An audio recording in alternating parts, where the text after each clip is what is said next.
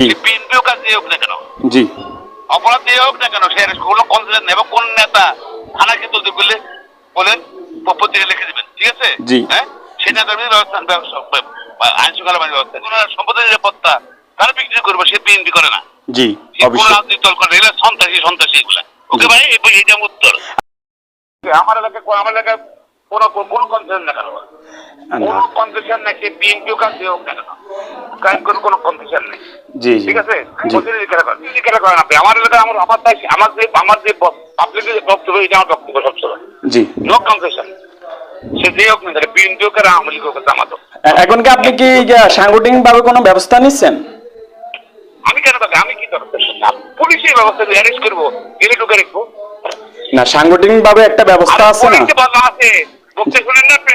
জি জি, আমি শুনছি আপনার বিষয়টা, আমি শুনছি। পুলিশ ওই যে যারা যে হোক না কেন, যে দল বিএনপি হোক আর যে দল হোক না কেন, তার বিরুদ্ধে পুলিশ কিন্তু জি এবার নাহলে পড়বো, নাহলে পুলিশ চলিয়ে দেবো, অ্যারেস্ট না করলে সন্দেহ। জি, এখন আমি কি নিউজটা কভার করতে পারি? আমি যোগাযোগ এবং এটা আমি যা বলছি এটা বলবেন। জি।